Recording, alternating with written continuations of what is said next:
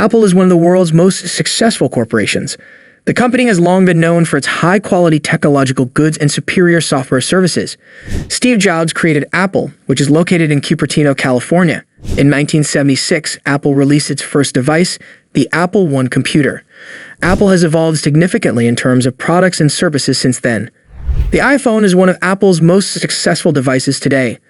In fiscal year 2023, iPhone sales of $205 billion will account for more than half, 51%, of Apple's total revenue of $383 billion.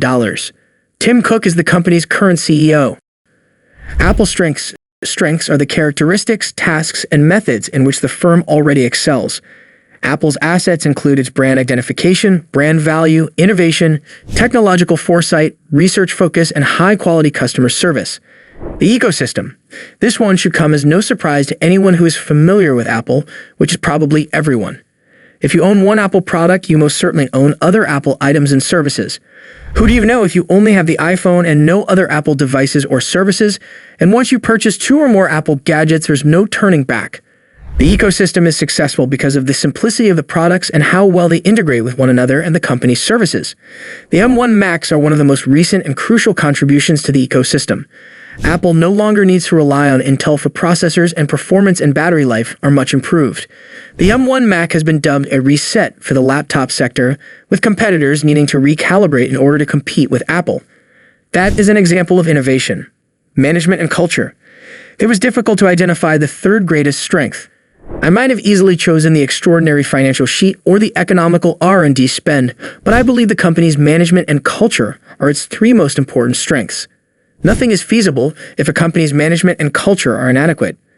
There is little doubt that Steve Jobs was a visionary leader, but Tim Cook deserves praise. Consider how difficult it must have been to take over the company following Jobs' death. Under his leadership, Apple has grown into a behemoth, focusing not only on the iPhone but also on wearables, services, and other products, all while cultivating a strong corporate culture. There's a reason why the organization is frequently regarded as one of the greatest places to work. Expansion in services. For many years, Apple has been extending its service portfolio. For example, Apple's services contributed approximately 20% of its annual income, ranking second only to the iPhone, 52% of its revenue. Services provided by Apple include digital content shops, streaming services, iCloud, AppleCare, and payment services, among others. Apple has recently launched a slew of new services, including Apple TV, Apple News, Apple Card, credit card services, Apple Arcade, game subscription, and Apple Fitness, brand of choice. There is no denying that Apple is a popular brand in corporate settings.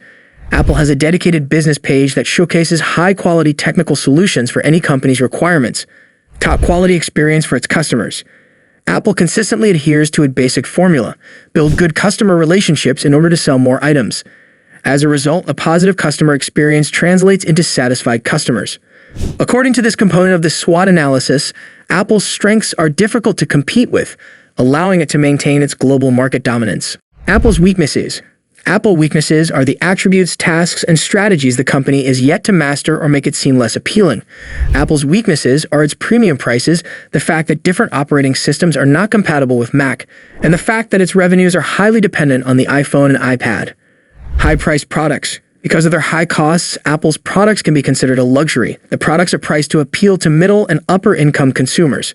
Apple products are simply out of reach for low-income people. Only people with moderate or high incomes can afford their products due to their premium costs. Few successful product innovations introduced in the last decade. Apple has long been regarded as one of the most inventive technological businesses in the world. But is this still the case? No way. I don't think so. Not when it comes to product innovation at any rate. The corporation is well known for developing game-changing products such as the iPod, iPhone, and iPad. However, only 2 revolutionary products come to mind from the last decade: AirPods and the most recent M1 CPU. Nonetheless, product innovation is only one aspect of innovation. It can take numerous forms. Some may regard Apple's environment, services, or the recent app tracking transparency feature as innovative.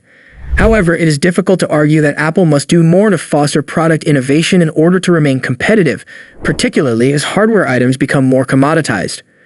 Different operating systems are not compatible. When people transition from other operating systems, OS to iOS, they do not have a user-friendly experience. This is because when a person transitions from a PC to a Mac, they may find it difficult to operate Apple's operating system at first. Highly dependent on iPhone and iPad. Apple's revenues are heavily reliant on the sale of iPads and iPhones. In 2020, Apple made $274 billion in revenue, with iPhones accounting for 52% of that total. In 2023, 224 million iPhones, 78 million iPads, and 25 million Macs and MacBooks will be sold. According to the internal part of the SWOT analysis, Apple's pricing and overdependence on certain items create business constraints. That's a wrap on the video. I hope you liked it. If you did, let me know by giving it a thumbs up, and do not forget to subscribe. Thanks for watching. See you next time.